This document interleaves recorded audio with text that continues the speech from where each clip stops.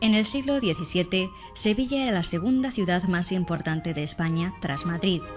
Al ser la sede de la Casa de la Contratación, todo el comercio que llegaba de América pasaba por su puerto, generando una ingente cantidad de riqueza.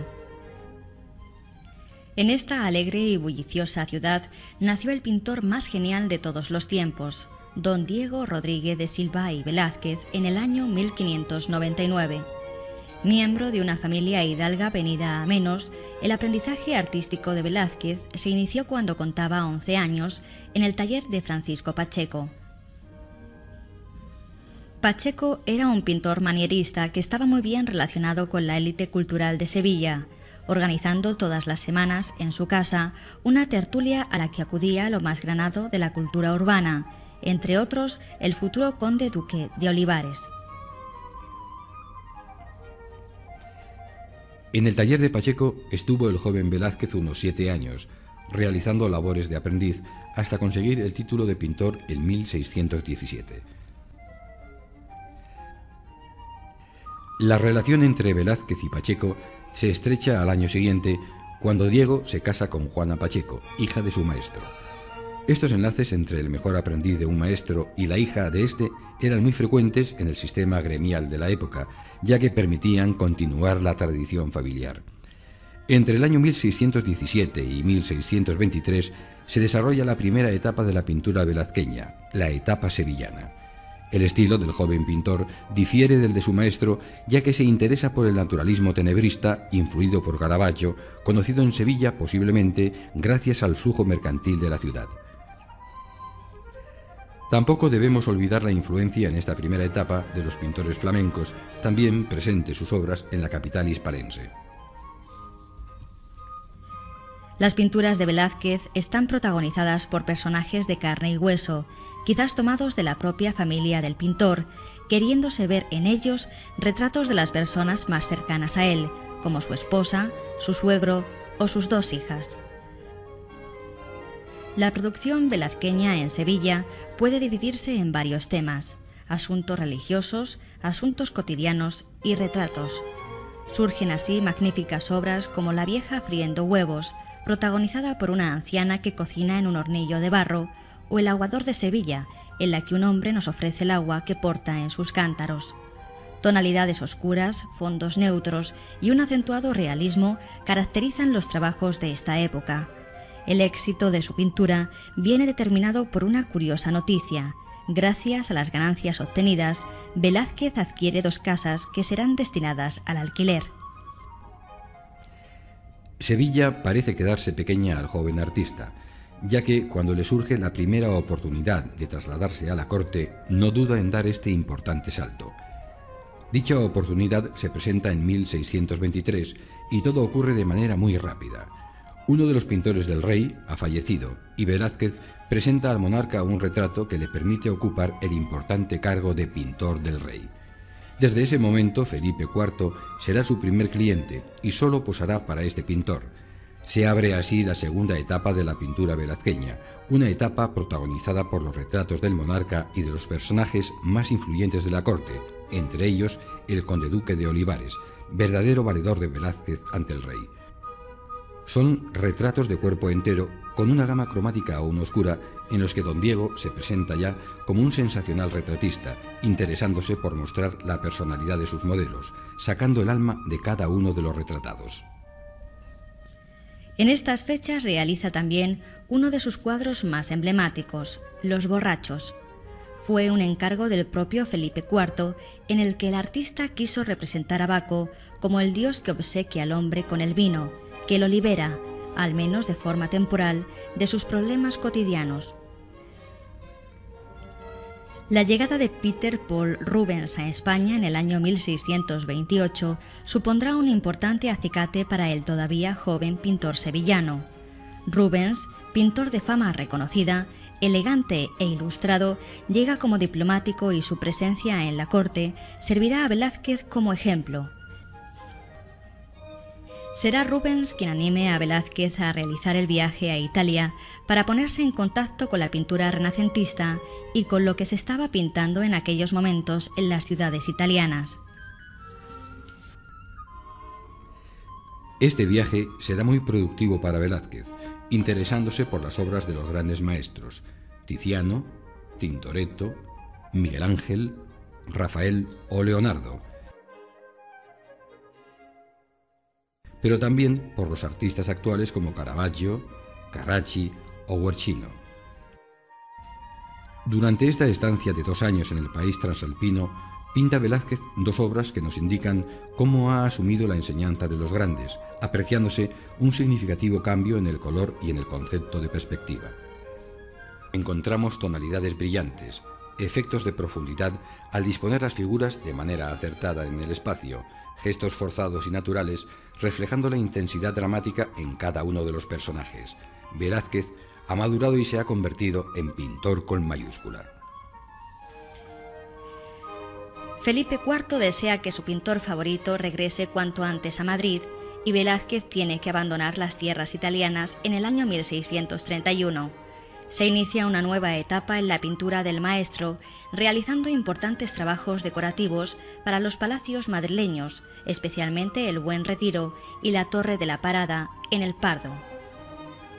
Por supuesto que no abandona su faceta como retratista, posando para él los miembros de la familia real, especialmente el joven heredero Baltasar Carlos.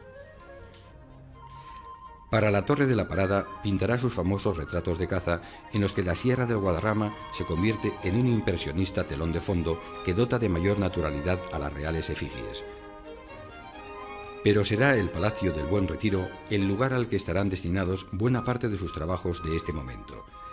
Para el famoso Salón de Reinos pinta soberbios retratos ecuestres, entre los que destaca el de Baltasar Carlos, pintado para una sobrepuerta, por lo que se crea la impresión de que el caballo se abalanza hacia el espectador. Pero será la famosa rendición de Breda la obra cumbre de este encargo, recogiendo con sus pinceles el momento en que don Justino de Nassau entrega las llaves de la ciudad a Ambrosio de Spínola, escena presenciada por los soldados de los viejos tercios españoles y por la joven tropa holandesa.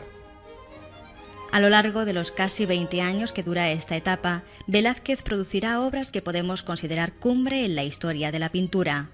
El famoso Cristo crucificado, pintado para el convento de las monjas benedictinas de San Plácido de Madrid, presenta una de las anatomías más admirables, sin renunciar a la religiosidad que emana de su gesto, o la Venus del espejo, pintura mitológica en la que Velázquez nos muestra el cuerpo desnudo de la diosa, visto de espaldas, acompañado de un pequeño Cupido que sostiene el espejo en el que Venus se observa.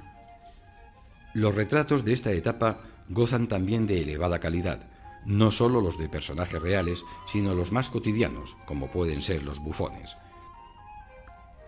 En estas obras, Velázquez no se queda en la anécdota, sino que profundiza en la personalidad de cada uno de los protagonistas, mostrándolos tal y como son, sin recrearse en sus taras, sino en sus miradas.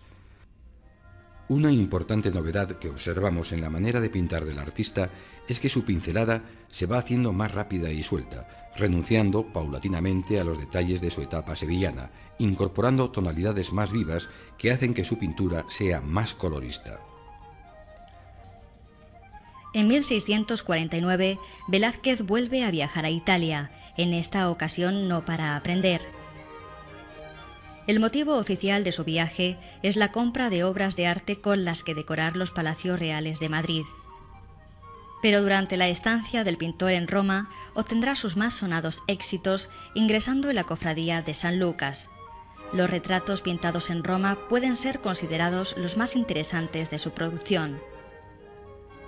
El Papa Inocencio X se nos presenta vestido de púrpura, interesándose el pintor en captar el alma del retratado, un pontífice con fama de estar siempre alerta, desconfiado e infatigable en el desempeño de su cargo, tal y como podemos observar en su efigie.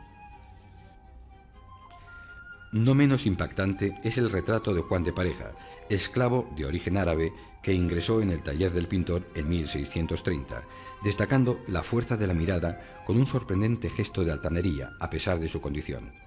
Posiblemente, durante este segundo viaje a Italia, pintó Velázquez las 2 vistas de la Villa Médicis, consideradas las primeras pinturas impresionistas, pues se interesa el maestro en captar la atmósfera y la luz de un momento determinado. Una vez más, Felipe IV tiene que reclamar a su pintor que regrese a Madrid. La larga estancia de Velázquez en Roma ha sido interpretada por los especialistas de diferente manera, llegándose a apuntar la existencia de una estrecha relación con una mujer. Tras su regreso a Madrid en el año 1651, se abre la última etapa del artista. Su producción será limitada, ya que el interés de Velázquez en estos momentos se centra en conseguir el hábito de la Orden de Santiago, lo que suponía el ennoblecimiento de su familia. Además, sus tareas como ayudante de cámara y aposentador mayor de palacio le restan tiempo para pintar. A pesar de los inconvenientes, Velázquez realiza en esta última década sus obras más impactantes, Las Meninas y Las Hilanderas. En la primera nos presenta un retrato de la familia real realizado de una manera informal durante su estancia en el estudio del artista. En Las Hilanderas nos muestra un taller de hilado tras el que observamos un tapiz en el que se contiene una historia mitológica. Según algunos especialistas, se trata de dos obras destinadas a demostrar que la pintura no es un oficio, sino un arte noble, justificando así la consecución del hábito de Santiago en 1659, tras un largo y complicado proceso en el que todos los testigos mintieron para favorecerle. La culminación de su carrera cortesana se produce en el año de su muerte, ya que será el encargado de entregar a la infanta María Teresa de Austria al rey francés Luis XIV para su unión en matrimonio. Tras esta ceremonia regresa a Madrid, falleciendo al poco tiempo. Corría el 6 de agosto de 1660 y Velázquez contaba 61 años de edad. Con la muerte del genio sevillano desaparecía uno de los mejores pinceles de todos los tiempos.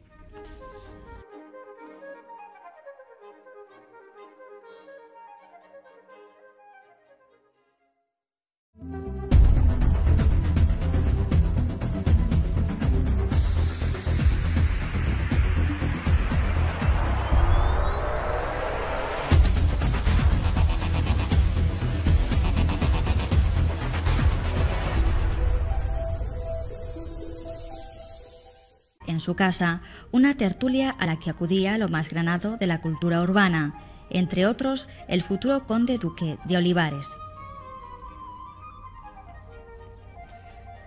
En el taller de Pacheco estuvo el joven Velázquez uno. Sevilla era la segunda ciudad más importante de España tras Madrid. Al ser la sede de la Casa de la Contratación, todo el comercio que llegaba de América pasaba por su puerto, generando una ingente cantidad de riqueza. En esta alegre y bulliciosa ciudad nació el pintor más genial de todos los tiempos, don Diego Rodríguez de Silva y Velázquez, en el año 1599. Miembro de una familia hidalga venida a menos, el aprendizaje artístico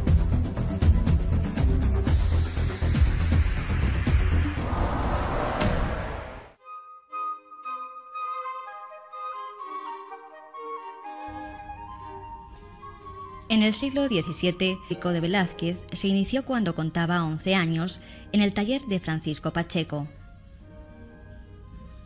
Pacheco era un pintor manierista que estaba muy bien relacionado con la élite cultural de Sevilla, organizando todas las semanas